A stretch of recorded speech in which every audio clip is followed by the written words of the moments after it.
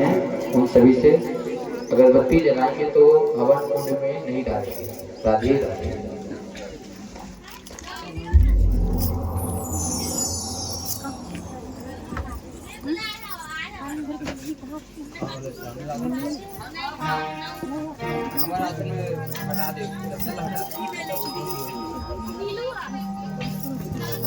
ओम नमो भगवते वासुदेवाय नमः।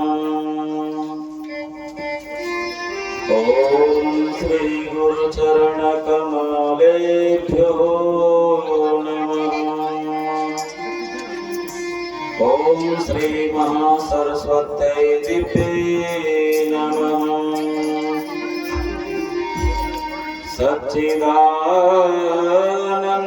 रूपाय विश्वोत्पत्त्यादिहेतवे तापत्र विनाशाय श्रीकृष्णाय वयं नमः।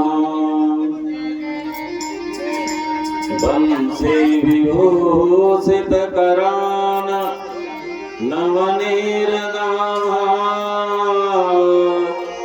पीताम्बरादरुणबिम्बफलाधरोष्टा पूर्णेन्दु सुन्दरमुखा दरविन्दनेत्रा कृष्णात् परं किमपि तत्त्वमहं न जाने। ओम आनन्दमानन्दकरं प्रसन्नं ज्ञानस्वरूपं निजभावयोक्तं योगेन्द्रमित्यं भवरोग्यवैद्यं श्रीसद्गुरुं नित्यमहं भजामि। ओम ब्रह्मानन्दं परमसुखदं केवलं ज्ञानमूर्तिं द्वन्द्वातीतं गगनसदृशं तत्त्वमस्यादिलक्ष्यम् एकं नित्यं विमलं अचलं सर्वदा साक्षिभूतं भावातीतं त्रिगुणरहितं श्रीसद्गुरुं नित्यमहं भजामि। कृष्णाय वासुदेवाय देवकी नंदनाय च नन्दगोपकुमाराय गोविन्दाय नमो नमः। कृष्णाय वासुदेवाय हरे परमात्मने प्रणतक्लेशनाशाय गोविन्दाय नमो नमः। मनोजवं मारुततुल्यवेगं जितेन्द्रियं बुद्धिमतां वरिष्ठं भूतात्मजं वानरयुद्धमुख्यं श्रीरामदूतं शरणं प्रपद्ये। अतुलितबलधामं स्वर्णशैलाभदेहं तनुजवनकृशानं ज्ञानिनामाग्रगण्यं सकलगुणनिधानं वानराणामधीशं रघुपतिप्रियभक्तं वातजातं नमामि। जय जय श्री गुरुदेव पद बिनवहु बारंबार परमानंद स्वरूप वर गिरधर स्नेह उदार। भोले वृंदावन बिहार के पवन सुत हनुमान की जय हो। उमापति महादेव की जय हो। संत श्री राम महाराज की जय हो। बोले श्रीमद् भागवत महापुराण की जय हो। बोले श्री वेदव्यास जी महाराज की जय हो। बोले श्री सुखदेव जी महाराज की जय हो। बोले ग्राम के समस्त देवी देवताओं की जय हो। बोले आवाही सर्व देवी देवताओं की जय हो। बोले गीता महारानी की जय हो। आइए हम सभी लोग अपने मन और वाणी को पवित्र करने के लिए 2 मिनट भगवान नाम का संकीर्तन करें। तत्पश्चात भगवान श्री हनुमंत लाल की कृपा होगी, परम पूज्य गुरुदेव भगवान की कृपा होगी, ग्राम के समस्त देवी देवताओं की कृपा होगी। तो जो कुछ आज हमें समय प्राप्त हुआ है भगवान श्री बांके बिहारी के चरण कमल पर बिताने की प्रयास करेंगे। गीता के महात्मा और गीता के ऊपर कुछ चर्चा करने की प्रयास करेंगे। बोले वृंदावन बिहारी की जय हो। मधुर मधुर नाम सीताराम सीताराम, मधुर मधुर नाम सीताराम सीताराम, मधुरे मधुरे नाम सीताराम सीताराम, मधुर मधुर नाम सीताराम सीताराम, मधुरे मधुरे नाम सीताराम सीताराम, मधुर मधुर नाम सीताराम सीताराम, मधुरे मधुरे नाम सीताराम सीताराम, मधुर मधुर नाम सीताराम सीताराम, मधुरे मधुरे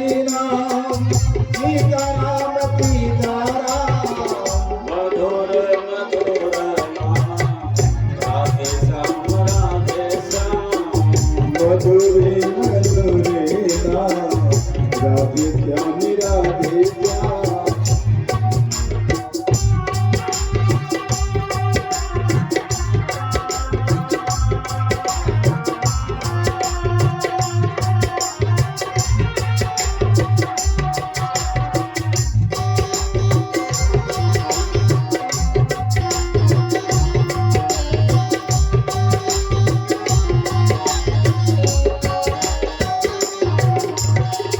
मधुर मधुर नाम राधे श्याम राधे श्याम, मधुरी मधुरी नाम राधे श्याम राधे श्याम, मधुर मधुर नाम राधे श्याम राधे श्याम, मधुरी मधुरी नाम राधे श्याम राधे श्याम, मधुर मधुर नाम सीताराम सीताराम, मधुरी मधुरी नाम सीताराम सीताराम, मधुर मधुर नाम सीताराम सीताराम, मधुरी मधुरी नाम सीताराम सीताराम। भोले वृंदावन बिहारी की जय हो। परम मंगलमय अकारण करुणावरणालय भक्तवान सकल पतुरु श्री त्रिनिंदित विनिंदित पीतांबर धारी बालकृष्ण लाल की वांगमय प्रतिस्वरूप श्रीमद् भागवत महापुराण सप्ताह ज्ञान यज्ञ विभिन्न आत्म पंडित आत्म स्वरूप श्री राधा कृष्ण के युगलवत चरणारविंदों पर प्रेम करने वाले आत्मीन महानुभाव ममतामय करुणामयी वात्सल्यमयी माताओं प्यारे बच्चों नन्ही मुन्नी बाल गोपालों ग्राम से पधारे हुए अन्य ग्राम से पधारे हुए वरिष्ठ नागरिकों, जैसा कि आप सबको पता है कि हमारे ग्राम घोघरा की पावन धरा पर स्वर्गीय श्री चैतराम विश्वकर्मा की पुण्य स्मृति में यह जो श्रीमद् भागवत महापुराण सप्ताह ज्ञान यज्ञ अविरल रूप से बह रही है और देखते देखते कल उनका पूर्णाहुति भी हो चुका है। श्रीमद् भागवत सप्ताह ज्ञान यज्ञ का कल 7वां दिन पूरा हुआ। उसके बाद आज गौकर्ण करके आज 9वां दिवस है और सप्ताह ज्ञान यज्ञ अंतर्गत 8वां दिवस। तो श्रीमद् भागवत महापुराण पूर्ण होने के बाद हमारे गांव क्षेत्र में गीता का पाठ और जो कुछ भी बनता है गीता का प्रवचन होता है, गीता का उपदेश दिया जाता है। बाहर से जो बड़े बड़े पंडित लोग आते हैं वह श्रीमद् भागवत महापुराण सप्ताह ज्ञान यज्ञ पूर्ण होने के बाद गीता का पाठ गीता का प्रवचन नहीं करते। सप्ताह ज्ञान यज्ञ समाप्त हुआ, उसके बाद हवन हुआ, कपिला तर्पण, गोपुच्छ तर्पण, उसके बाद पूर्णाहुति होने के बाद सुंदर वह यज्ञ पूर्ण हो जाता है। और हम लोग जो गांव में रहते हैं श्रीमद् भागवत महापुराण सप्ताह ज्ञान यज्ञ जैसे पूर्ण हुआ उसके दूसरे दिन श्रीमद् भगवत गीता महारानी की पूजा करते हैं, पाठ करते हैं और उनका 2-4 लाइन जो उपदेश होता है उसको श्रवण पान करने की हमें सौभाग्य प्राप्त होता है। अब हमें सोचना यह है कि श्रीमद् भागवत महापुराण कथा जब पूर्ण हो गया तो हमें गीता का पाठ गीता का श्रवण पान करना क्या आवश्यक है हमारे जीवन में। श्रीमद् भागवत महापुराण होने के बाद गीता का प्रवचन गीता का पाठ क्यों आवश्यक है हमारे जीवन में।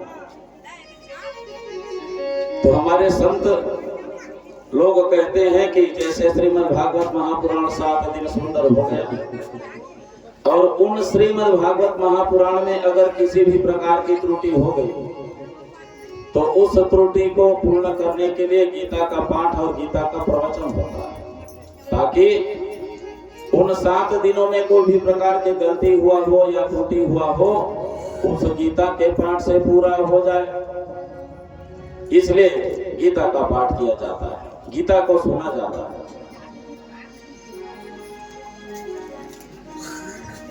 और जैसे गीता महारानी की बात आती है तो इस गीता को कब सुना जाता है, गीता को सुना कब जाता है।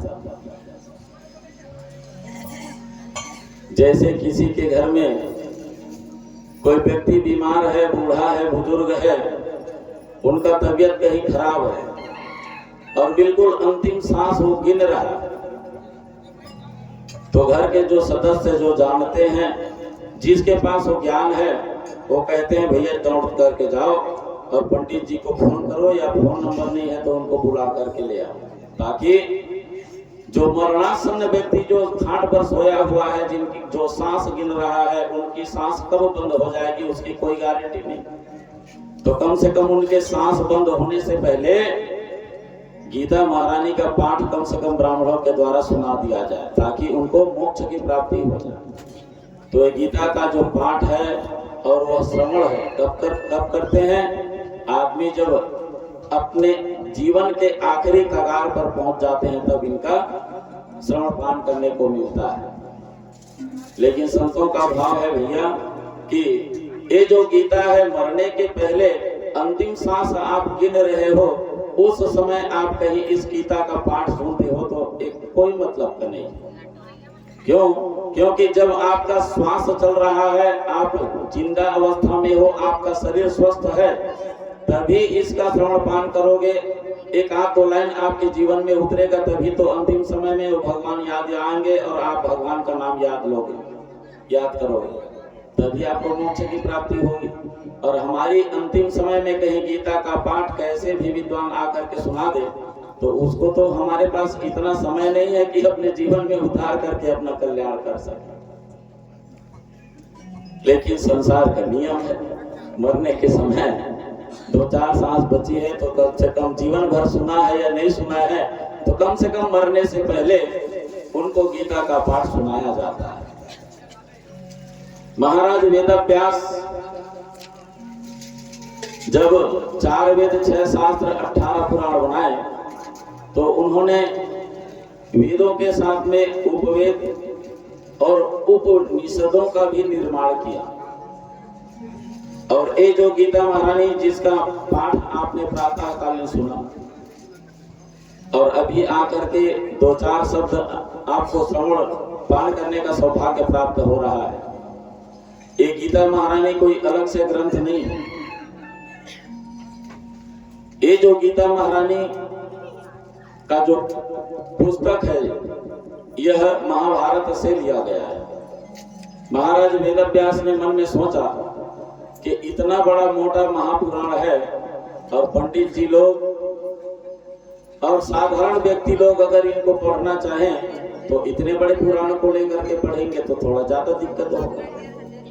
इसलिए वेदव्यास जी महाराज जी ने संसार को लाभ पहुंचाने के लिए और उनको रखने के लिए आसानी के लिए महाराज वेदव्यास जी ने इसी महाभारत जो इतना बड़ा पुराण है उसमें से छोटे से कुछ अंश निकाल करके 18 अध्याय में विभक्त कर दिया।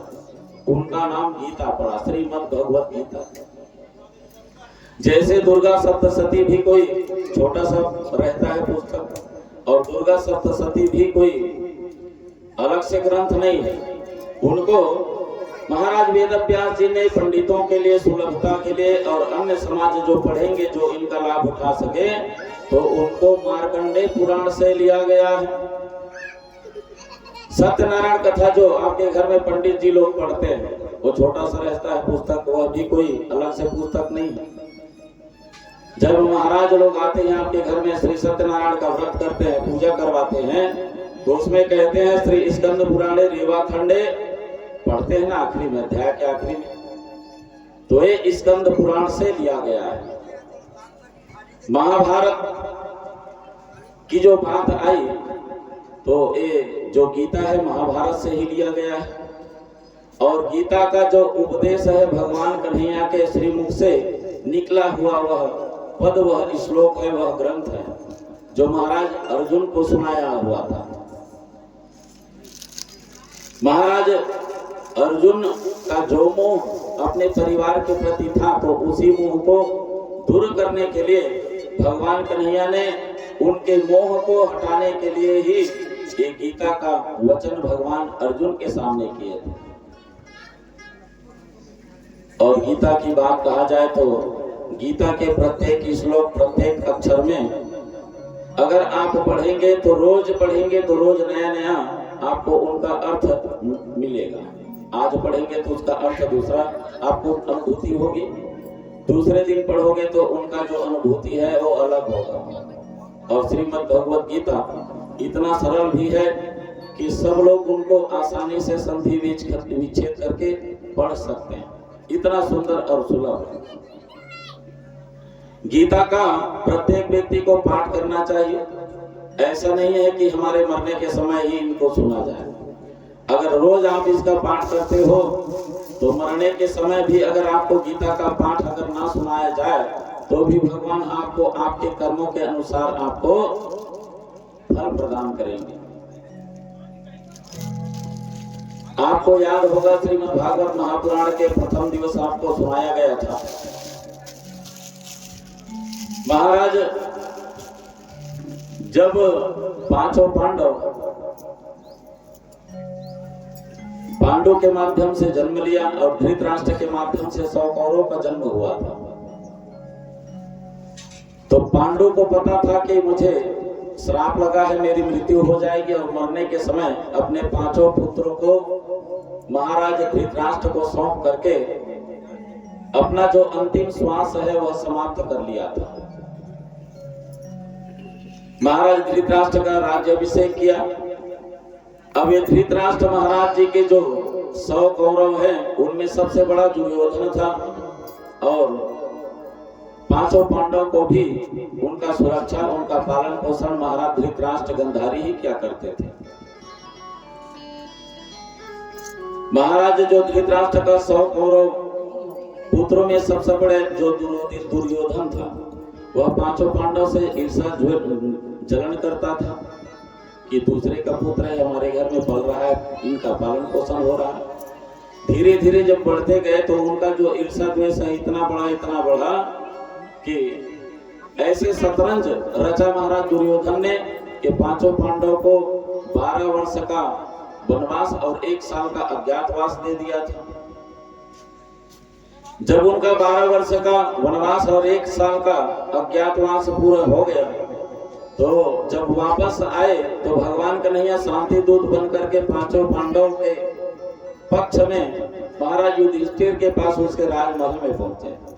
राजमहल में पहुंचने के बाद महाराज युधिष्ठिर और 100 कौरव वहां विद्यमान है, बैठे हुए। महाराज भगवान कन्हैया ने कहा कि धृतराष्ट्र, आपके द्वारा जो 5 पांडव को 12 साल का वनवास 1 साल का अज्ञातवास दिया गया था वह पूर्ण हो चुका है और मैं उनके तरफ से शांति दूत बन करके आया हूं। तो भाई उनके जो पिता का जो संपत्ति है और आपके पूरा संपत्ति है उसमें 2 भाग में बांटा जाना चाहिए, क्योंकि 5 पांडव का जो पिता पांडु महाराज है और धृतराष्ट्र आप दोनों भाई हो, तो जो संपत्ति है उसका आधा होना चाहिए। भाई आप लोगों का बनता नहीं परिवार में, तो एक काम करो महाराज, आधा आधा 2 भाग में बांट दो। आधा में आप राज्य करोगे और आधा में 5 पांडव राज्य करेंगे। धृतराष्ट्र चुप रहा, लेकिन महाराज दुर्योधन खड़ा हो गया और खड़ा होकर के कहने लगा, महाराज आप 5 पांडव का शांति दूत बन करके आए हो ना, तो उनको हम आधा राज्य नहीं देने वाले। तो भगवान कन्हैया कहे एक काम करो भैया, आधा राज्य नहीं दे सकते, कम से कम 5 राज्य दे दीजिए, 5 गांव दे दीजिए। एक गांव में एक पांडव रह करके अपना जीवन यापन करेंगे। दुर्योधन कहे कि आप 5 गांव की बात करते हो महाराज, जब तक के हम दोनों के बीच में युद्ध नहीं होगा तब तक के सुई के नोक के बराबर भी आपको जमीन मिलने वाला नहीं है। भगवान कन्हैया जान गए कि 5 पांडव और कौरवों के बीच में युद्ध निश्चित हो चुका है, क्योंकि इन्होंने मन में ठान लिया है कि बिना युद्ध के उनको जमीन मिलने वाली नहीं। इसलिए भगवान कन्हैया वापस चले गए और वापस जा करके महाराज 5 पांडव को बता दिया कि 5 पांडव, जब तक के आप कौरवों के साथ में युद्ध नहीं करोगे भैया, तब तक के आपको आपकी जो संपत्ति है, आपका जो बंटवारा है, आपको मिलने वाला नहीं है। तब कहीं जा करके 5 पांडव युद्ध के लिए तैयार हुए, क्योंकि संसार में अगर आए हो तो आपके पेट के पालन पोषण, परिवार के पालन पोषण के लिए संपत्ति तो चाहिए, चाहे कमा करके लो, चाहे आपके बाप की संपत्ति में से लो। महाराज 5 पांडव तैयार हो गए। महाराज वेदव्यास जी ने जब महाभारत की रचना करी तो अकेले रचना नहीं किए थे महाराज वेदव्यास जी ने जब रचना करना चाहा महाभारत की, तो उनका जो शरीर है बूढ़ापन आ चुका था, उनके हाथ हिल रहे थे। महाराज वेदव्यास जी ने सोचा कि मैं इस महाभारत की रचना तो कर लूंगा, लेकिन कोई लिखने वाला नहीं है। बोल सकता हूं लेकिन मेरा जो हाथ है वो हिलता है, तो क्या किया जाए। महाराज वेदव्यास जी ने भगवान गणेश को याद किया, जो विघ्न हरता है, जो दुख हरता है, जो कष्ट हरता है। महाराज गणेश को जब याद किए तो महाराज देखते देखते गणेश आ गए और कहने लगे, बताइए महाराज क्या सेवा। वेदव्यास जी ने कहे कि गणेश जी, मैं महाभारत की रचना करना चाहता हूं और महाभारत मुझे कंठस्थ याद है, और मैं चाहता हूं कि भाई मैं बुजुर्ग हो चुका हूं, मेरा जो हाथ है हिल रहा है, मेरा सिर भी हिल रहा है, और मैं लिखूंगा तो बिल्कुल गलत हो जाएगा। इसलिए काम करिए महाराज, आप लिखने में एक्सपर्ट हो, इसलिए मैं बोलता जाऊंगा और आप लिखते जाओगे। भगवान गणेश कहे, कोई बात नहीं महाराज, मुझे लिखने का सुंदर अवसर मिला है तो बिल्कुल लिख दूंगा बैठ करके, लेकिन मेरा एक शर्त है। क्या शर्त। महाराज आप बोलते जाओगे बोलते जाओगे बोलते जाओगे, मैं स्पिरिट में लिखता जाऊंगा, और जहां आपने 1-2 मिनट रोका महाराज, तो फिर बीच में मैं महाभारत नहीं रहेगा, फिर बीच में गणेश पुराण डाल दूंगा, मेरा पुराण पढ़ा जाएगा। अब महाराज वेदव्यास जी मन में सोचने लगे, भाई कोई श्लोक को याद करने के लिए कुछ समय तो चाहिए, लाइन से क्रमबद्ध अगर करना है तो टाइम चाहिए। तो महाराज वेद व्यास जी मन में सोचने लगे, तर्क लगाने लगे कि अब इसके लिए क्या किया जाए, क्योंकि अगर 1 मिनट रुकता हूं तो सीधा बीच में अपना पुराण डाल देगा, तो महाभारत का जो क्रम है वो बदल जाएगा, बिगड़ जाएगा। तो भगवान वेद व्यास जी मन में कल्पना किए, और कल्पना करने के बाद मन में एक तर्क आई। उन्होंने कहा, ठीक है गणेश जी, अगर मैं 1-2 मिनट अगर रुक जाता हूं तो आप बीच में गणेश पुराण डाल दीजिएगा, लेकिन मेरा भी एक शर्त है। क्या शर्त है? जब आप मेरे श्लोकों को मेरे मुखारविंद से सुनते जाओगे तो उनका नीचे में आप अर्थ करोगे। श्लोक को बस नहीं लिखना है, नीचे में आपको अर्थ भी लिखना है, और सही सही अर्थ लिख लोगे तभी आप आगे दूसरे श्लोक को सुन करके आप लिखोगे। महाराज वेद व्यास जी ने सुंदर श्लोक क्रम बोलना चालू किया। महाराज भगवान गणेश जी सुंदर उनके बोले हुए उन श्लोकों को लिखते गए। अब इतने बड़े पुराण है महाभारत का, और बैठे बैठे उतने श्लोकों को लगातार बोलना, और भाई अपने घर का भी कुछ काम करना है, पूजा पाठ करना है, स्नान करना है, उसके लिए भी सोचना पड़ता है। बोलते बोलते मन में सोच रहे हैं महाराज की मेरा तो टाइम हो चुका है, 3 घंटा 4 घंटा 5 घंटा 6 घंटा बैठा हूँ, ये लिख रहा है, मैं बोल रहा हूँ। भाई घर में कुछ मेरा त्रिकाल संध्या भी करना है, पूजा भी करना है, स्नान भी करना है, और मैं कहीं बंद करके कहीं अपने काम में कहीं लग जाता हूँ तो बीच में अपना पुराण डाल देगा। तो महाराज वेद व्यास जी को अगर कोई घर का काम, कोई आश्रम का काम, पूजा पाठ करना होता, स्नान करना होता, तो महाराज गणेश के सामने ऐसे कठिन श्लोक को बोल देते थे ताकि इनको कई घंटा लग जाए उनके सही अर्थ करने।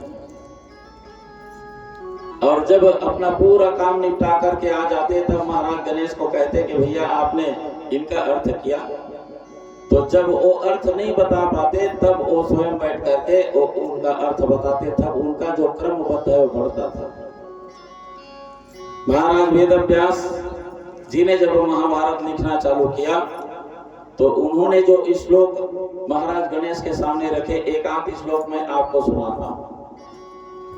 हनुमान हता रामः सीता हर्ष मुपागता रोदन्ते राक्षसा सर्वे हा हा राम हता हता। महाराज वेद व्यास जी कहे कि महाराज मैंने श्लोक बोल दिया, अब आप इनका अर्थ करिए। तो महाराज गणेश जी इनका अर्थ करना चालू किए। हनुमान हता राम, हनुमान जी ने जान लिया कि हता मतलब होता है मरना, और राम मतलब सब लोग जानते हैं भगवान राम। हनुमान जी कहते हैं कि भगवान जी मारा गया, भगवान श्री राम मारा गया। किसके द्वारा? हनुमान जी के द्वारा। हनुमान जी ने भगवान श्री राम को मार दिया। सीता हर्ष मुपागता, और जब भगवान हनुमान जी ने भगवान श्री राम को मार दिया तो हर्ष मतलब होता है खुशी, और हता मतलब होता है मारना। मुपागता, सीता हर्ष मुपागता, सीता मैया प्रसन्न हो गई। ऐसा महाराज वेद व्यास जी के द्वारा गाए गए उस श्लोक का अर्थ महाराज गणेश जी कर रहे हैं। हनुमान जी ने राम को मार दिया, और जैसे ही हनुमान जी ने मारा तो राम को मरे हुए जान करके मैया सीता प्रसन्न हो गई। रोदंती राक्षसा सर्वे, रोदंती मतलब होता है रोना, और राक्षस मतलब होता है दैत्य, सर्वे मतलब होता है सभी।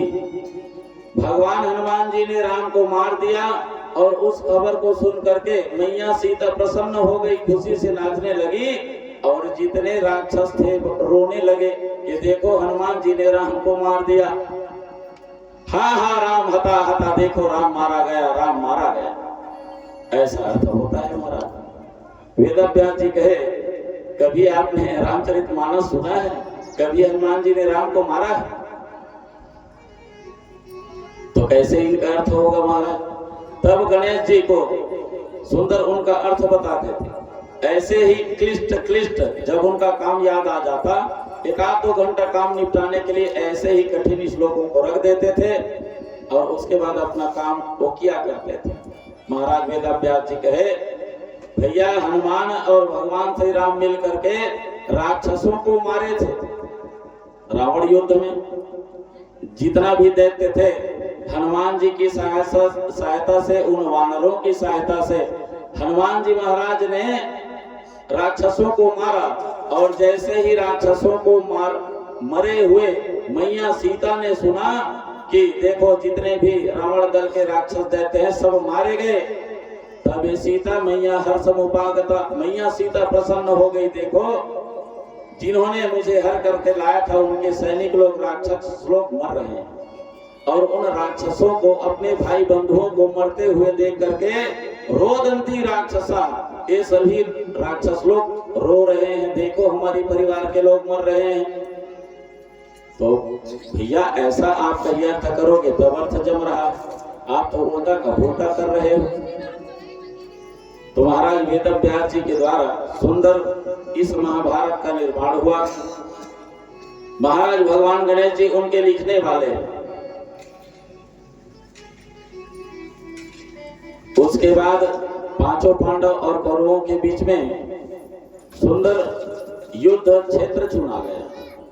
तो युद्ध क्षेत्र वही कुरुक्षेत्र है, धर्म क्षेत्र कुरुक्षेत्र, समवेता विभूषण कुरुक्षेत्र को चुना गया, जहां एक किसान एक अपने ही बच्चे को मुहिम से निकलते हुए पानी को देख करके माटी डालता गया और माटी डालने के बाद भी वह मुही बंद ना हुआ तो उसी राह से अपने ही बच्चे को मार करके उस मुही में डाल दिया। महाराज जैसे भगवान कन्हैया पांचों पांडव देखे तो कहा कि भैया यह युद्ध हो सकता है, जो अपने पराय को नहीं देख रहे हैं, अपने ही परिवार को मार रहे हैं, तो ये हमारे युद्ध के लिए जगह बढ़िया है। ये जो गीता है, गीता में 700 श्लोक महाराज वेद व्यास जी ने लिखा है और गीता के श्रीमद् भगवत गीता में 18 अध्याय हैं और इसमें 18 योग बताया गया है, जिसमें अर्जुन विषाद योग, सांख्य योग, कर्म योग, ज्ञान कर्म संन्यास योग और आत्म संयम योग, ज्ञान विज्ञान योग, अक्षर ब्रह्म योग, राज विद्या राजगुह्य योग, विभूति योग और विश्वरूप दर्शन योग और भक्ति योग, क्षेत्र विभाग योग, गुणत्रय विभाग योग, पुरुषोत्तम योग, देवासुर संपद द्विभाग योग और श्रद्धा त्रय विभाग योग और 18 अध्याय में मोक्ष संन्यास योग। इस प्रकार से महाराज वेद व्यास ने 18 अध्याय में 18 योग कहा गया है। योग का मतलब होता है जोड़ना और योग का मतलब होता है बढ़ाना, लेकिन यहाँ जो श्रीमद् भगवत गीता है उसमें गणित का उपयोग नहीं हुआ है, जोड़ना नहीं है। इसमें योग का मतलब होता है आप अपने कर्म योग को बढ़ाओ, भक्ति योग को बढ़ाओ और अपने वैराग्य योग को बढ़ाओ, बढ़ोतरी करना, जोड़ना नहीं। श्रीमद् भगवत गीता में पहले श्लोक में महाराज वेद व्यास जी लिखते हैं, धृतराष्ट्रवाच धर्म क्षेत्रे कुरुक्षेत्रे समवेतायुत्सवः मामका पांडवा चैव किम कुर्वत संजय। यहाँ पर महाराज धृतराष्ट्र और संजय बैठे हुए हैं और गीता के जो सुनने वाले हैं महाराज धृतराष्ट्र, वो आंख से अंधा है और कहाँ बैठा है, ऊपर में राज सिंहासन पर बैठा हुआ है। महाराज जो संजय है, जो महाभारत युद्ध किस प्रकार से हो रहा है और वहां कौन सी गतिविधियां चल रही है, वो खबर महाराज संजय जी धृतराष्ट्र को प्रदान कर रहे हैं। महाराज संजय बहरे हैं। महाराज वेद व्यास जी ने उनको आशीर्वाद प्रदान किया था कि तुम उस कुरुक्षेत्र में होते हुए उस युद्ध को अपने दिव्य दृष्टि के द्वारा देख सकते हो। तो वेद व्यास जी के द्वारा दिए गए दिव्य दृष्टि के द्वारा संजय जी उस कुरुक्षेत्र में हो रहे उस युद्ध को महाराज धृतराष्ट्र को सुना रहे हैं और ये जो गीता के जानने वाले हैं वो कुछ ही लोग हैं। हम सब लोग तो मात्र एक आध दो लाइन का कहीं अर्थ पुस्तक देख करके जान लिए तो बहुत बड़ा सौभाग्य है। और पूरा गीता के जानने वाले कौन है? सम्यक जानाति वै कृष्णा, जो स्वयं उनके मुख से निकला हुआ गीता है, भगवान कन्हैया ही पूर्ण रूप से गीता के जानने वाले हैं। क्वचिदपि कुंती नैव च व्यासो न व्यासो पुत्रो व याज्ञवल्क्य च मैथिली। ये लोग कुंती है, व्यास है और व्यास के पुत्र है और याज्ञवल्क्य, ये कुछ कुछ गीता के जानने वाले हैं। गीता में सुंदर 18 योग का वर्णन है। महाराज संजय और धृतराष्ट्र एक जगह बैठे हुए। धृतराष्ट्र महाराज संजय से कहते हैं, ये तो बताइए संजय कि धर्म भूमि कर्म क्षेत्र में कुरुक्षेत्र में एकत्रित युद्ध की इच्छा वाले मेरे और पांडु के जो पुत्र हैं उन्होंने वहां उस कुरुक्षेत्र में क्या किया? तब संजय कहते हैं कि महाराज उस समय राजा दुर्योधन ने व्यूह रचना युक्त पांडवों की सेना को देख करके द्रोणा के पास जा करके यह वचन कहने लगा। कहते हैं कि हे आचार्य, आपके बुद्धिमान शिष्य द्रुपद पुत्र धृतराष्ट्र द्वारा व्यूहाकार खड़ी हुई पांडु पुत्रों की इस बड़ी भारी सेना को देखिए। महाराज संजय स्वयं वहां खड़ा होकर के वहां बैठ करके दिव्य दृष्टि के द्वारा वह झांकी देख रहा है और महाराज धृतराष्ट्र को समझा रहा है। एक तरफ 5 पांडव है और एक तरफ 100 कौरव। महाराज भीष्म पितामह सब लोग खड़े। महाराज भगवान कन्हैया अर्जुन का सारथी बन करके उस कुरुक्षेत्र में आ गया और इनके पक्षधर कौन है?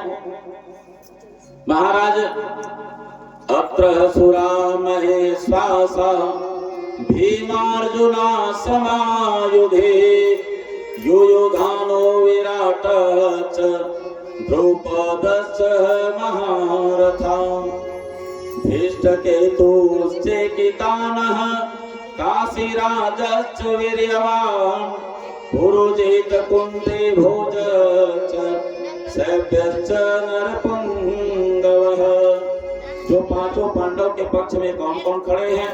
तो भीम है, अर्जुन है, सूरवीर सात्यकी विराट है तथा महारथी राजा द्रुपद है, धृष्टकेतु है, चेकितान है, बलवान काशीराज है, पुरुजित है, कुंती भोज है और मनुष्यों में जो श्रेष्ठ शैव पराक्रमी युधामन्यु तथा बलवान उत्तमौजा सुभद्रा पुत्र अभिमन्यु एवं द्रौपदी के 5 पुत्र धर्मराज युधिष्ठिर भीम अर्जुन नकुल और सहदेव।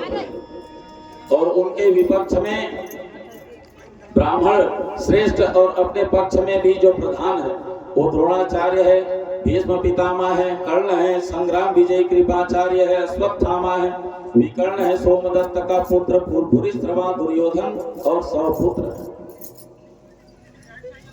ये जो प्रथम श्लोक जो प्रारंभ होता है ध से प्रारंभ होता है और म में जाकर के समाप्त होता है। धर्म क्षेत्रे कुरुक्षेत्रे संवेता व्यूसवा, यहाँ से चालू होता है और अंतिम मम में समाप्त होता है। तो पहले श्लोक के पहले शब्द और आखिरी श्लोक के आखिरी शब्द को आप देखोगे तो आपको ज्ञान हो जाएगा कि जो महाराज भगवान कन्हैया ने अर्जुन को सुनाया था वो आखिर है किसके लिए। धर्म मतलब तो समझते हो कि धर्म है, लेकिन आखिरी में शब्द लिखा है मम। मम मतलब होता है मेरा।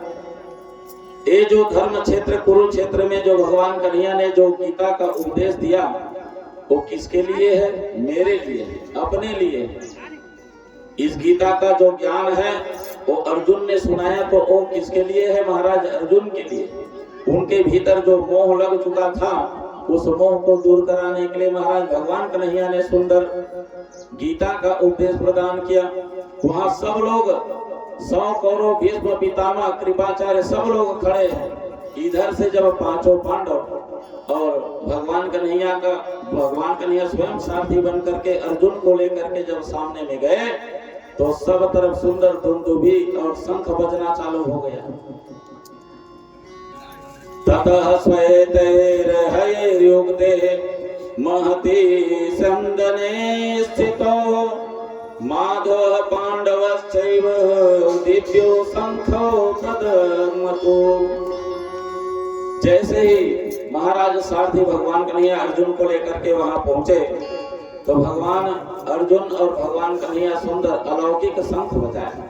भगवान कन्हैया पांचजन्य नाम का सुंदर शंख बजाया और भीमकर्मा वृकोदरः, इधर से जितने भी 100 कौरव है ये लोग भी सुंदर शंख और मृदंग नगाड़े बजा रहे हैं कि हम अब 5 पांडवों को समाप्त करेंगे और 5 पांडवों को समाप्त करने के बाद जो जमीन हमें देना है वह हम अब इनको देने वाले हैं। महाराज भगवान कन्हैया से अर्जुन कहे कि कन्हैया एक काम करो, मैं जिन लोगों के साथ में युद्ध करना चाहता हूँ तो महाराज मैं देखना चाहता हूँ कि मेरे विपक्ष में कौन कौन खड़े हैं, कौन कौन खड़े हैं महाराज, और मुझे किसको किसको मारना। भगवान कन्हैया देखते देखते 5 पांडव और 100 कौरवों जो विपक्ष में खड़े थे उनके बीच में ले जाकर के रथ को खड़ा कर दिया। और जैसे ही रथ को खड़ा किया तो महाराज अर्जुन देखते क्या है कि अब मुझे किसके साथ में युद्ध करना पड़ेगा। मेरे ही गुरुजन हैं, मेरे ही मामा हैं, मेरे ही दादा हैं, मेरे ही भाई हैं, मैं अपने ही परिवार को आज मारने वाला हूँ।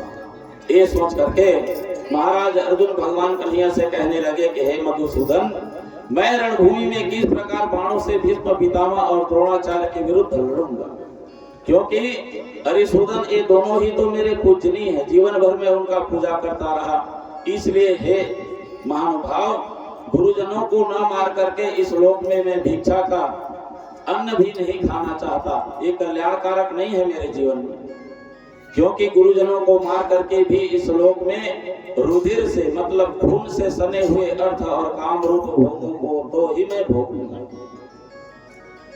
महाराज मैं नहीं चाहता कि मैं इनसे लड़ाई करूं और इनको मारने के बाद महाराज मुझे नरक की ही गति मिलेगी और अपने ही परिवार को मैं मार करके इनका जो संपत्ति है उनको नहीं लेना चाहता। भगवान कन्हैया कहे अर्जुन तू शोक ना कर, तू शोक ना करने योग्य मनुष्य के लिए शोक करता, जिसके लिए तुमको शोक नहीं करना चाहिए उसके लिए तू शोक करता और पंडितों जैसा वचन कहता। परंतु जिनके प्राण चले गए हैं उनके लिए और जिनके प्राण नहीं गए हैं उनके लिए भी पंडित लोग शोक नहीं करते। ना तो ऐसा ही है कि मैं किसी काल में नहीं था, मैं तो तीनों काल में विद्यमान हूँ, तू नहीं था अथवा ये राजा लोग नहीं थे, और ना ऐसे ही इसके आगे हम सब नहीं होंगे, क्योंकि ये तो काल का समय है। ये जो काल है 24 घंटा हमारे भीतर हमारे सिर के ऊपर मंडरा रहा है, कब कौन मर जाएगा कोई गारंटी नहीं, और मरने के बाद अपने ही परिवार में आकर के कैसे रिश्ता बन जाता है उसको भी कोई नहीं जानता। जैसे जीवात्मा की इस देह में बालकपन, जवानी और वृद्धावस्था होती है वैसे ही अन्य शरीर की प्राप्ति हो जाती है। हम मर जाते हैं और पता नहीं हम अपने ही परिवार में जन्म लेंगे या किसी दूसरे परिवार में जन्म लेंगे। महाराज भगवान कन्हैया कहे हो सकता है जो ये तुम्हारे भाई बंधु हैं जिनको आप यहाँ आप मारने वाले हो सकता है कोई और स्थान में रहे होंगे, हो सकता है आप उनका आज बदला ले रहे हो सकता है कहीं आपने कहीं बदला दिया होगा। इसलिए अर्जुन तू शोक मत कर, यह आत्मा किसी काल में भी ना तो जन्मता है और ना मरता ही है, तथा न यह उत्पन्न होकर के फिर होने वाला ही है, क्योंकि यह अजन्मा नित्य सनातन पुरातन है। शरीर के मारे जाने पर भी यह नहीं मारा जाता। महाराज अर्जुन की ओर देखे तो अर्जुन महाराज कहने लगे कि नहीं महाराज, फिर भी से ये मेरे मामा ताऊ दादा और पितामह है महाराज, अपने ही परिवार को मार करके मुझे क्या मिलने वाला है। इन लोगों को मार करके इस संपत्ति को भोगूंगा महाराज तो मुझे तो नरक की गति मिलने वाली है। महाराज अर्जुन इस गीता में कहते हैं कि अर्जुन वेद उपर्युक्त प्रकार से तीनों गुणों के कार्य रूप समस्त भोगों एवं उनके साधनों का प्रतिपादन करने वाले हैं। इसलिए तो उन भोगों एवं उनके साधनों में आसक्ति मत कर, आसक्तिहीन हो जा और हर्ष हो करके शोक का दुख ना करते हुए धनुष बाण को उठा और धनुष बाण को उठा करके जिनके जितने भी तुम्हारे विपक्ष में खड़े हुए हो वो सबको तुम मार के गिरा दो। कर्मण्येवाधिकारस्ते मा फलेषु कदाचन मा कर्म फल हेतुर्भुर्मा ते संगो कर्मणे। भगवान कहते हैं कि तेरा कर्म करने में ही तुम्हारा अधिकार है, उसके फलों में तुम्हारा अधिकार नहीं है, क्योंकि कर्म बस करेगा और फल तो मैं देने वाला हूँ। इसलिए तू कर्मों के फल का हेतु मत हो तथा तेरी कर्म ना करने में भी तुम्हारी आसक्ति तुम्हें नहीं होना चाहिए। हे धनंजय, तो आसक्ति को त्याग कर तथा सिद्धि और असिद्धि में समान बुद्धि वाला होकर के योग में स्थित हुआ कर्तव्य कर्मों को कर और समर्थ की योग यही कहलाता है। महाराज अर्जुन कहने लगे, हे कन्हैया, हे केशव, समाधि में स्थित परमात्मा को प्राप्त हुए स्थिर बुद्धि पुरुष का क्या लक्षण है? वह स्थिर बुद्धि पुरुष कैसे बोलता है, कैसे बैठता है और किस प्रकार से चलता है? महाराज इसका मुझे ज्ञान करा दीजिए। भगवान कहे कि अर्जुन, जिस काल में यह पुरुष मन में स्थित संपूर्ण कामनाओं को भली भांति त्याग देता है और आत्मा से आत्मा में ही संतुष्ट रहता है, उस काल में वह स्थित प्रज्ञ कहा जाता है। आगे चल करके महाराज भगवान कन्हैया ने उनको संत का महात्मा बताया कि संत किसे कहते हैं, संन्यास धारण कैसे करते हैं। कल 24 गुरु में भी मैं आपको बताया था संत किसे कहते हैं। महाराज भगवान कन्हैया कहे, एक संतों का भाव है। संत तुकाराम अपने जीवन में सुंदर जीवन व्यतीत कर रहा था। अचानक उनके सामने एक भक्त आया और भक्त ने पूछा कि महाराज संत किसे कहा जाता है? तो महाराज तुकाराम कहने लगे, एक काम कर बेटा, तू तो इतना दिन हो गए तुमको सत्संग करते हुए, तू ही अपने मन से बता दे कि संत का अभिप्राय क्या है, उनकी विशेषता क्या है, उनका मतलब क्या है। तो जो भक्त बैठा था कहने लगा कि महाराज संत उसे कहते हैं जैसे एक कुत्ता होता है। कुत्ता अगर मिल गया तो खा लेता है और नहीं मिलता तो भूखा रहता है। तो संत का मतलब यही है महाराज, मिल गया तो खा लेना और नहीं मिला तो चुपचाप बैठे रहना, यही उनका नियम है। महाराज संत तुकाराम कहे, बेटा ये संत का जो तो अभिप्राय व्यक्त कर रहा है ना, वो नहीं है उनका। तो भक्त कहने लगा, आप ही बता दीजिए महाराज। संत तुकाराम कहे, बेटा संत वो है जो मिल गया तो खा लेना, नहीं मिला तो उपवास रहना, और मिल भी गया तो अकेला नहीं खाते, मिलता है तो सबको बांट करके खाता है, और नहीं मिलता तो भगवान को धन्यवाद करता है, अच्छा हुआ पर प्रभु आज नहीं मिला, आज एकादशी का व्रत है और कोई भी व्रत है। तो ये संत का विशेषता है। अर्जुन कहे, महाराज कृष्ण आप कर्मों के संन्यास की और भी कर्म योग की आप प्रशंसा करते हैं, इसलिए इन दोनों में से जो एक मेरे लिए भली भांति निश्चित हो, कल्याणकारक साधन हो, उसको कहिए। तो भगवान कन्हैया कृष्ण से अर्जुन से बोले कि अर्जुन, कर्म संन्यास और कर्म योग ये दोनों ही परम कल्याण करने वाली है, परंतु उन दोनों में भी कर्म संन्यास से कर्म योग साधन में सुगम होने से श्रेष्ठ है। हमें कर्म कैसे करना चाहिए? हे अर्जुन, जो पुरुष न किसी से द्वेष करता है और न किसी की आकांक्षा करता है और वह कर्मयोगी सदा सन्यासी ही समझने योग्य है, क्योंकि राग द्वेषादि द्वंद्वों से रहित पुरुष सुख पूर्वक संसार बंधन से मुक्त हो जाता है।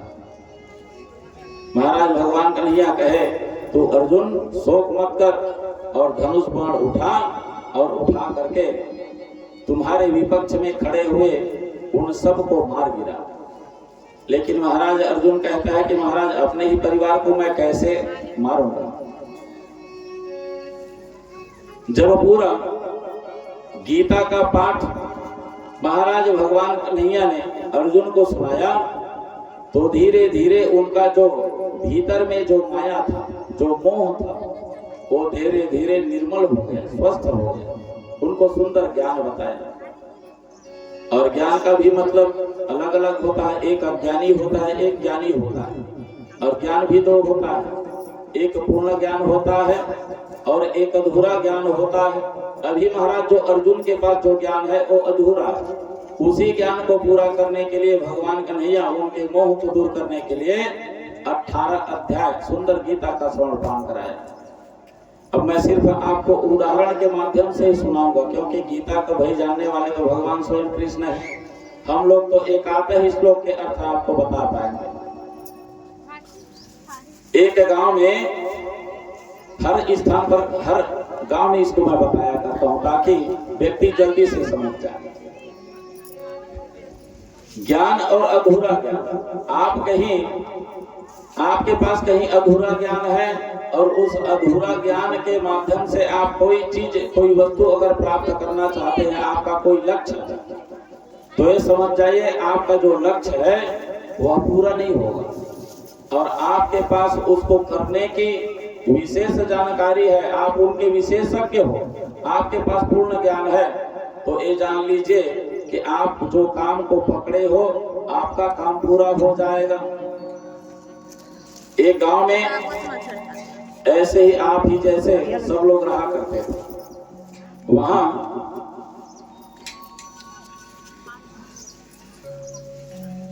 जवान भी है, बूढ़ा भी है, वृद्धावस्था भी, बालक लोग भी है।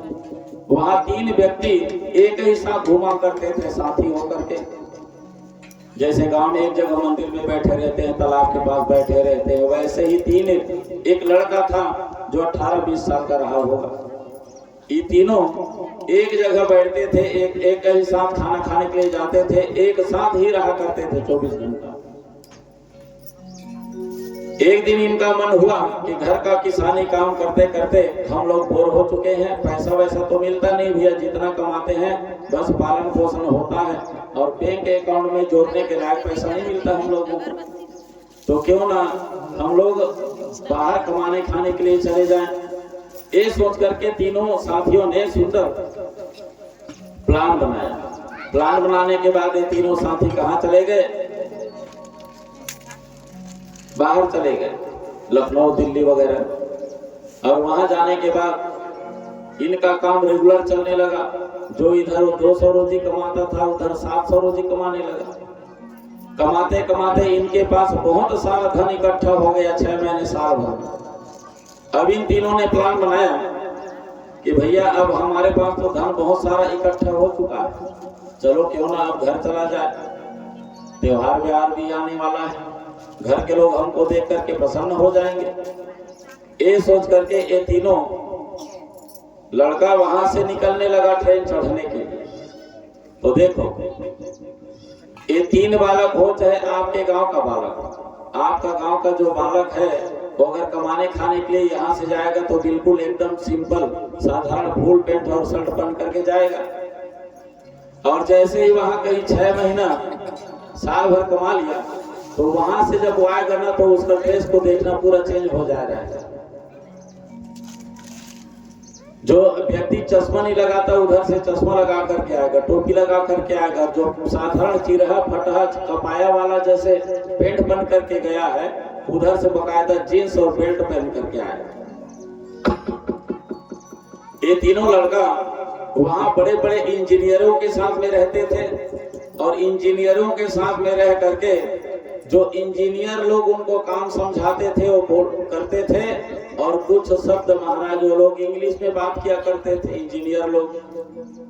तो ये तीनों बालक इंजीनियरों के बात को सुन करके 2-4 शब्द इंग्लिश का सीख गए थे। और उनके जितने भी ग्रामवासी थे बेचारे लोग अनपढ़ और कम पढ़े लिखे थे। तो इन तीनों में से एक सीख गया था यस, और एक सीख गया था वी आर थ्री, और एक सीख गया था डोंट वेरी। 3 शब्द को पकड़े थे वहां कमाने खाने के बाद। अब वहां से ये तीनों बालक जब कमा खा करके गांव में आए, तो गांव में आने के बाद जो भी किसी के सामने अगर इन बालकों के साथ में बोल देता था तो साधारण बात में यस, एक का बड़ा आदत था वी आर थ्री, और एक बोलता था डोंट वेरी। तो एक गांव के लोग उनको समझते थे कि भैया वहां 6 महीने साल भर कैसे गया, ये तो पूरा एक्सपर्ट हो गया, इंग्लिश पढ़ना सीख गया। गांव लोग नहीं जानते थे। 2-4-6 महीना गांव में बीता तो सब लोग उनसे डरते थे, भैया ये लोग इंग्लिश जानते हैं, हम लोग अबोध हैं, बिल्कुल नहीं जानते, स्कूल नहीं गए।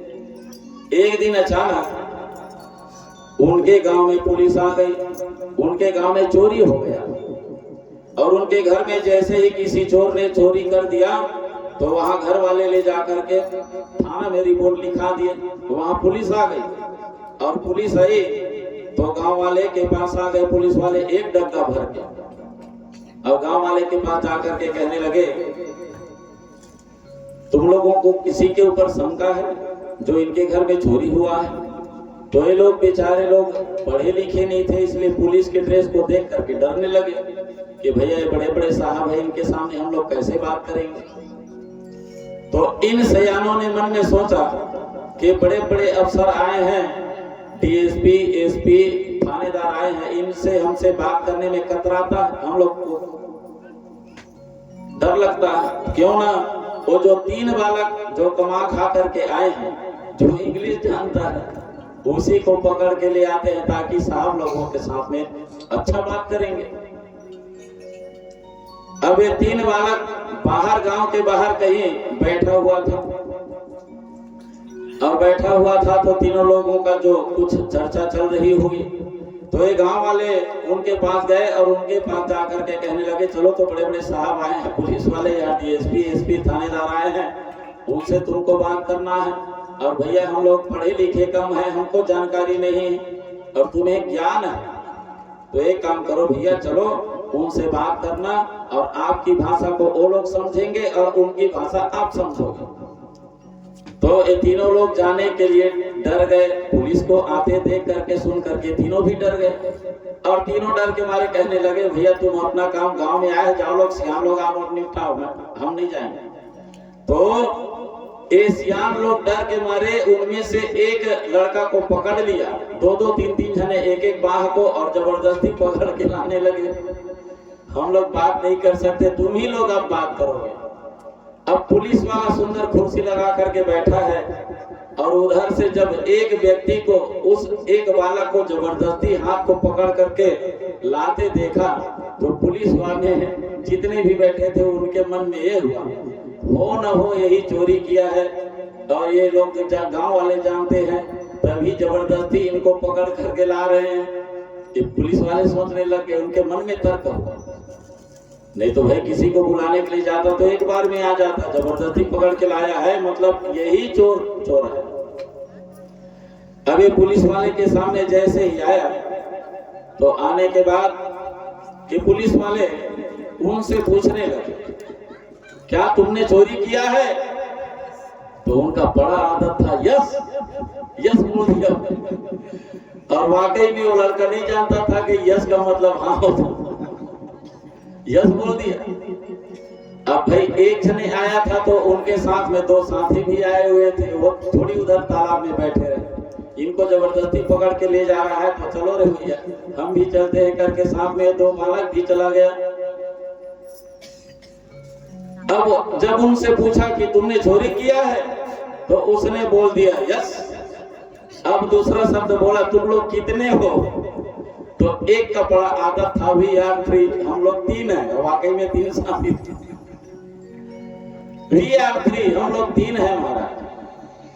अब जैसे ही तीनों का नाम लिया, तीनों एक जगह खड़े थे, डीएसपी एसपी कहने लगे, महाराज एक काम करो, ये तीनों को तुरंत अंदर ले जाओ, डग्गा में डालो, और वहां ले जाकर के इनकी कुटाई छराई करो, तुरंत पकड़ो। तो तीसरा आदमी का रोज का कहना था एक जने कहता था यस, दूसरा कहता था वी आर थ्री, और तीसरा कहता था डोंट वरी, कोई बात नहीं है, चले जाएंगे।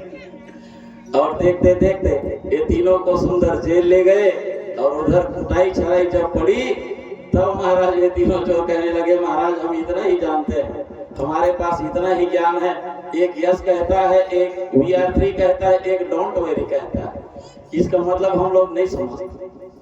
तब पुलिस वाले जान गए कि इनका जो ज्ञान है वो अधूरा, अगर इनके पास पूर्ण ज्ञान होता तो पूर्ण ज्ञान होने के बाद क्या ऐसी शैतानी करता, नहीं करता। तो पुलिस वाले 2-4 दिन उनकी कुटाई छड़ाई की है, जब पूरा जानकारी मिल गई पुलिस वाले को, तब महाराज उनको छोड़ दिया गया कि भैया जाओ, और उसके बाद जो असली चोर है उनका खोज किया गया। महाराज भगवान कहते हैं कि अर्जुन तुम्हारे पास अभी अज्ञानता भरा हुआ है, जब तक के तुम्हारा जो ज्ञान है, जो मोह है, समाप्त नहीं होगा और ज्ञान तुमको पूर्ण रूप से नहीं होगा, तब तक के तुम अब धनुष बाण नहीं उठाने वाले। भगवान कन्हैया कहते हैं कि क्रतु में मैं हूँ, यज्ञ में मैं हूँ, स्वधा में मैं हूँ, औषधि में मैं हूँ, और मंत्र में मैं हूँ, घृत में मैं हूँ, अग्नि भी मैं हूँ, और हवन रूप में जो क्रिया होता है वह भी मैं हूँ। ये समझ अर्जुन, इस संपूर्ण जगत का धाता अर्थात धारण करने वाला, एक कर्मों के फल को देने वाला, पिता माता पितामह और जानने योग्य पवित्र ओंकार तथा ऋग्वेद, सामवेद और यजुर्वेद भी मैं ही हूँ। और तू कहता है कि मैं इसको मारूंगा, मुझे पाप लगेगा, लेकिन सब तो करने वाला, कराने वाला मैं हूँ। तुम शोक क्यों करते हो? प्राप्त होने योग्य परम धाम, भरण पोषण करने वाला, सबका स्वामी भी मैं हूँ, और शुभाशुभ फल देने वाला भी मैं हूँ, सबका वास स्थान, शरण लेने योग्य, प्रत्युपकार न चाहकर हित करने वाला, सबकी उत्पत्ति प्रलय का हेतु, स्थिति का आधार निधान और अविनाशी कारण भी मैं ही हूँ। मैं ही सूर्य रूप में तपता हूँ, वर्षा का कारण भी मैं हूँ, मैं ही करता हूँ, और उसे बरसाता भी मैं हूँ। हे अर्जुन, मैं ही अमृत और मृत्यु हूँ, और सत असत भी मैं ही हूँ।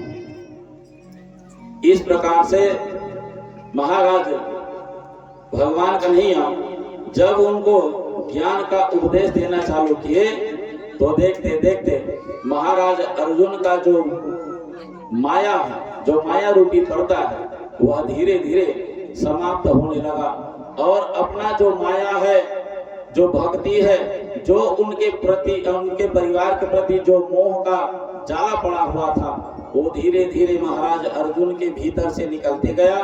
भगवान कन्हैया के सुंदर ज्ञान देने के बाद अर्जुन कहे, हे अच्युत, आपकी कृपा से मुझे और मेरे भीतर में जो मोह है महाराज, वह नष्ट हो चुका है। मैंने स्मृति प्राप्त कर ली है, और अब मैं संशय रहित होकर के अपने स्थान पर खड़ा हूँ। अतः आपकी आज्ञा का पालन अब करूंगा महाराज। इतना समय तक के मैं यही सोच रहा था कि ये मेरे परिवार है, मेरे दादा है, मेरे भाई हैं, लेकिन महाराज मेरे भीतर जो अज्ञान था महाराज, आपने मुझे ज्ञान दे करके समझा दिया कि मैं भले सोचता था कि मैं करने वाला हूँ, लेकिन वाकई में महाराज मैं करता नहीं, करवाने वाले तो आप हो महाराज। और जब आप हो तो मुझे किसी भी प्रकार की चिंता नहीं।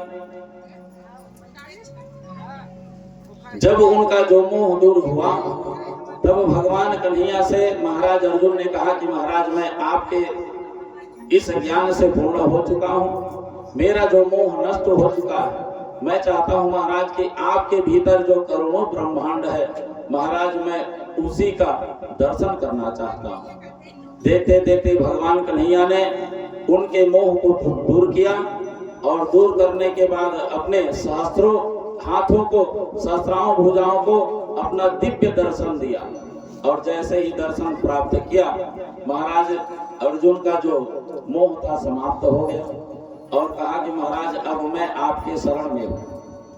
महाराज भगवान कन्हैया के गीता के उपदेश करने के बाद उनको सुंदर उस माया से रहित हो गया, और उनको वैराग्य की प्राप्ति हुई।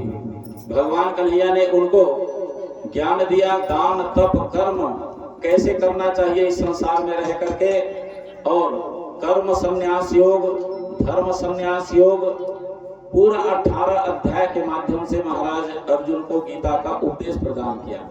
महाराज अर्जुन अपने आप को भगवान कन्हैया के चरणों में सौंप दिया कि महाराज आप ही करने वाले हो, आप ही करता हो, और फल की इच्छा अब मैं नहीं करने वाला। जब उनका मोह समाप्त हो गया, विषाद समाप्त हो गया, तब महाराज अर्जुन ने जो धनुष बाण को अपने रथ के पीछे फेंक दिया था और शोक होकर के उनके आंखों से आंसू आ रहा था, रो रहा था कि महाराज मैं अपने ही परिवार, अपने ही दादा पिता भाई को कैसे मारूंगा।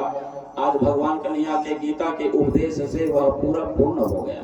महाराज भगवान अर्जुन को वैराग्य हुआ और वैराग्य प्राप्त करके जो पीछे धनुष बाण को फेंक दिए थे, देखते देखते महाराज अर्जुन ने वह धनुष बाण उठाया और धनुष बाण उठा करके देखते देखते जितने भी उनके विपक्ष में खड़े हुए थे, उनके ही भाई और दादा, ताऊ, चाचा, मामा, सबको देखते देखते महाराज अर्जुन ने उस कुरुक्षेत्र में सबको समाप्त कर दिया और भगवान कन्हैया प्रसन्न हो गए।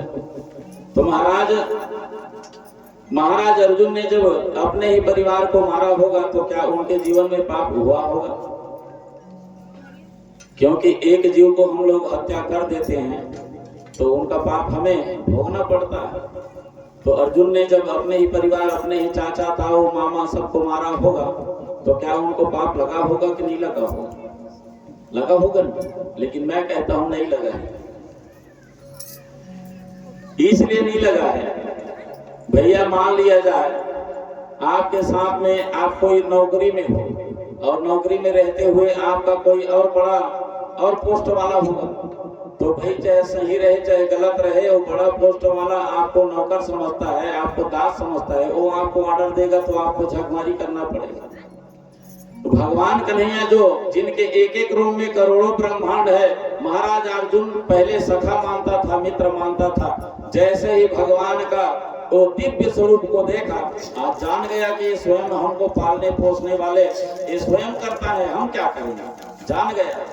इसलिए महाराज भगवान कन्हैया जिनके पक्ष में है, जो स्वयं करता है, उनके सामने उन्हीं के आर्डर में हम अगर कोई कर्म करेंगे तो हमें पाप नहीं लगने वाला। इसलिए महाराज अर्जुन को पाप नहीं लगा था, क्योंकि एक एक जीव को उत्पन्न करने वाले, उनके पालने वाले, उनका संहार करने वाले, कर्तम कर्तुम जो भी है भगवान कन्हैया है, भगवान नारायण है।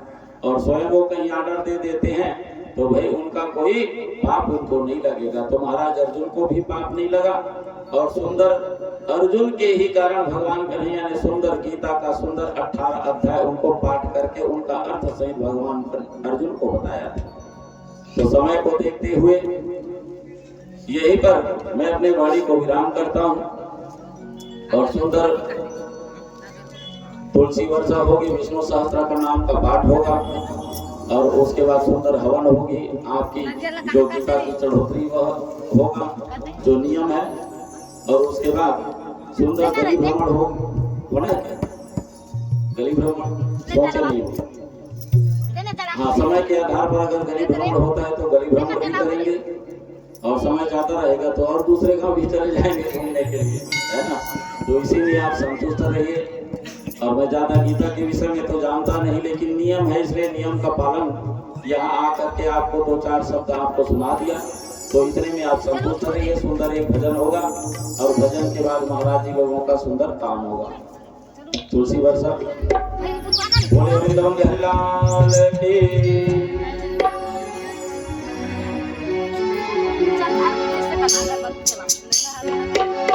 जो बोएगा वही पाएगा, तेरा किया आगे आएगा। सुख दुख है क्या फल कर्मों का,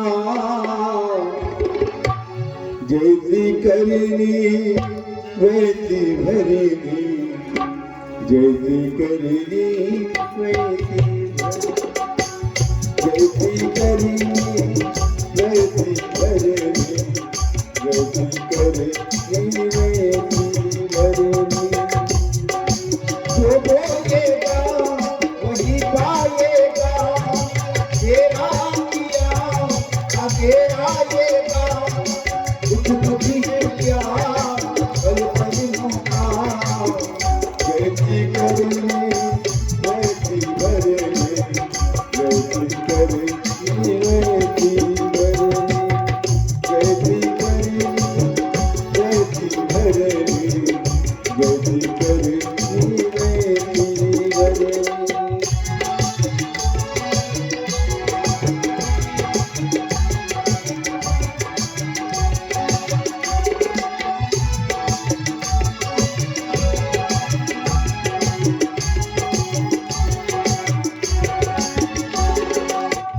सबसे बड़ी पूजा है माता पिता की सेवा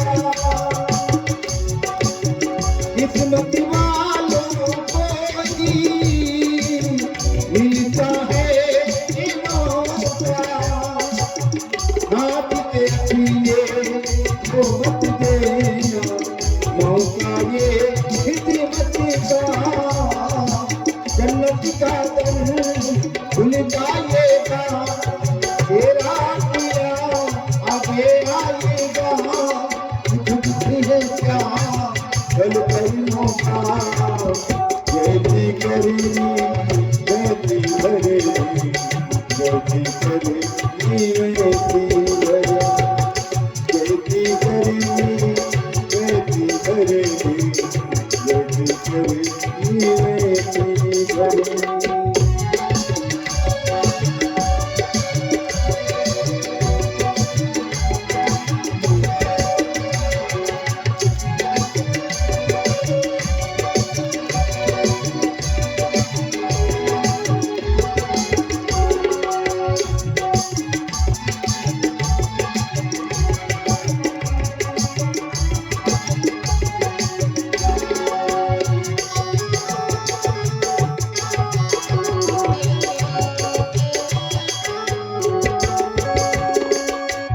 चाहे न पूजे मूरत चाहे न तीरथ जाए चाहे न पूजे मूरत चाहे न तीरथ जाए माता पिता के तन में सारे देवी समाए कोई निकात रखे तो ईश्वरी उठ हो जाए भगवान तुझी को मिल जाएगा तेरा किया आगे आएगा कुछ भी है क्या पल कर्मों का जैसी करेगी वैसी भरेगी जैसी करेगी वैसी भरेगी जैसी करेगी वैसी भरेगी जैसी करेगी वैसी भरेगी।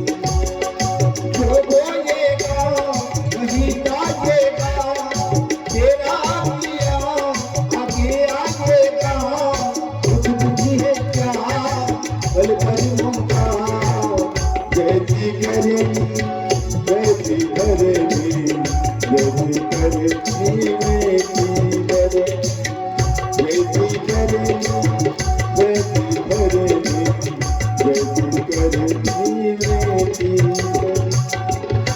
बोल कृष्ण भगवान की जय।